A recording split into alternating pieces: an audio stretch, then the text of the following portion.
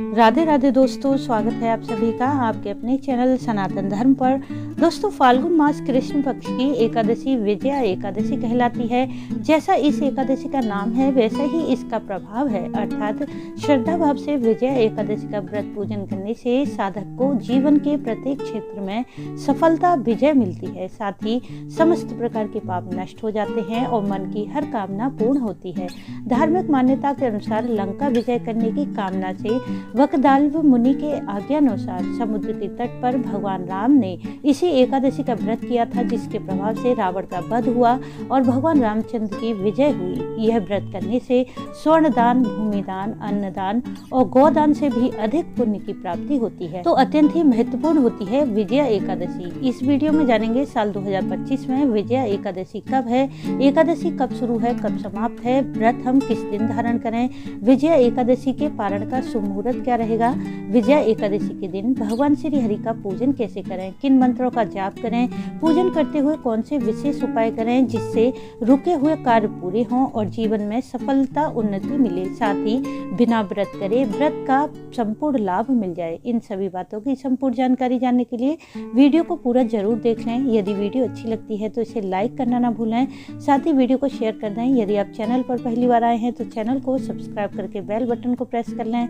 जिससे नई वीडियो का नोटिफिकेशन सबसे पहले आपको मिल जाए। दोस्तों, सबसे पहले जान लेते हैं साल 2025 में फाल्गुन मास कृष्ण पक्ष की विजया एकादशी कब है।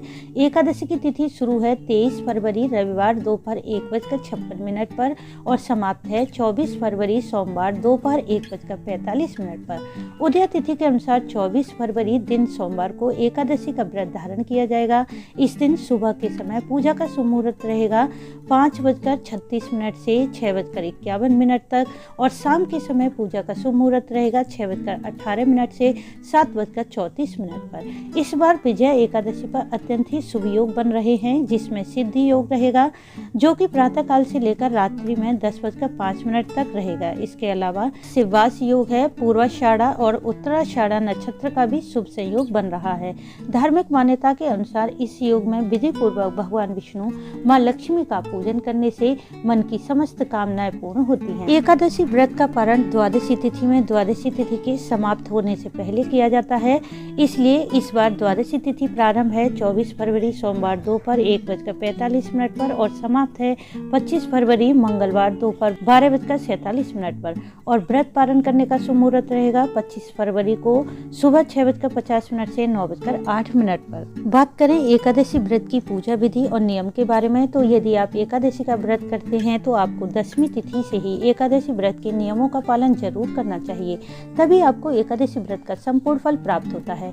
इस बार 23 फरवरी दिन रविवार को दशमी तिथि है, तो आप इसी दिन से एकादशी व्रत के नियमों का पालन करें। शास्त्रों के अनुसार माना जाता है एकादशी व्रत करने वाले साधक को दशमी तिथि में शुद्ध सात्विक बिना प्याज लहसुन का भोजन करना चाहिए और दशमी की शाम को सूर्यास्त के बाद अन्न और नमक का सेवन ना करें। दशमी से द्वादशी तिथि तक ब्रह्मचर्य का पालन करें। ध्यान रखें कि एकादशी के दिन व्रती के साथ साथ घर का कोई भी सदस्य भोजन में प्याज लहसुन चावल बैगन मसूर की दाल का सेवन ना करें। एकादशी के दिन सुबह स्नान आदि करके पीले रंग के वस्त्र धारण करें, तत्पश्चात सूर्यदेव को अर्घ दें, फिर अपने घर के पूजा स्थल में बैठकर श्री हरि के समक्ष शुद्ध घी का दीप प्रज्वलित करके हाथ में जल पुष्प लेकर व्रत का संकल्प कर लें और श्री हरि का विधिवत पूजन करें। एकादशी का दिन श्री हरि को प्रसन्न करने का सर्वश्रेष्ठ दिन होता है। यदि हमारे जीवन में कोई कष्ट है, संकट है, हम किसी समस्या से घिरे हैं, तो इस दिन पूजन करते हुए कुछ उपाय करते हैं तो हमें हमारे जीवन में सफलता उन्नति प्राप्त होती है। जीवन के संकटों से परेशानियों से मुक्ति मिल जाती है। इसलिए इस दिन श्री हरि सहित माँ लक्ष्मी का संयुक्त रूप से पूजन करना चाहिए।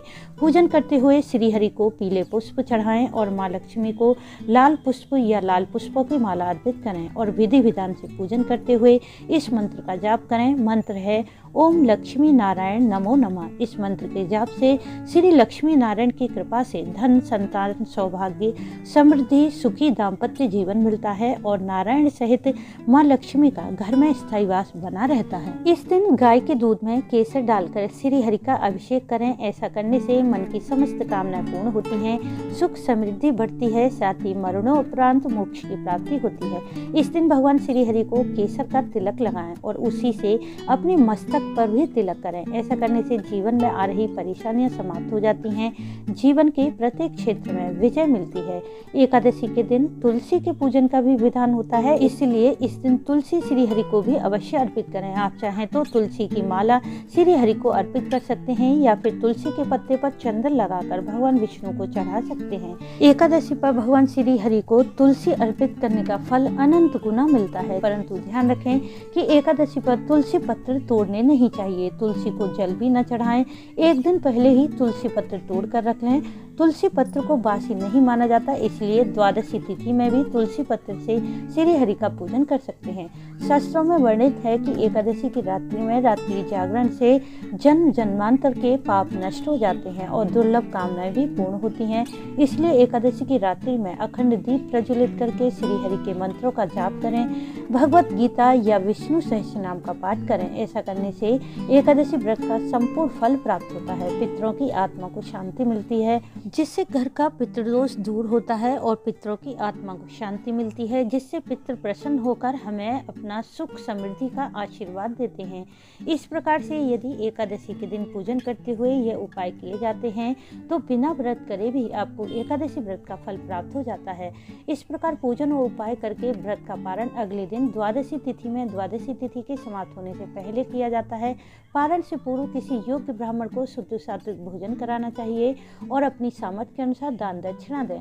यदि ब्राह्मण का आना संभव ना हो तो आप ब्राह्मण के निमित्त भोजन की कच्ची सामग्री निकाल दें और उस पर दक्षिणा रखकर मंदिर में दे दें। फिर द्वादशी तिथि के समाप्त होने से पहले व्रत का पारण कर लें। साथ ही इस दिन अपनी सामर्थ्य के अनुसार अन्न, वस्त्र इत्यादि वस्तुओं का किसी गरीब जरूरतमंद व्यक्ति को दान अवश्य करें। ऐसा करने से घर में धन धान्य की कमी नहीं रहती और सुख सौभाग्य बना रहता है।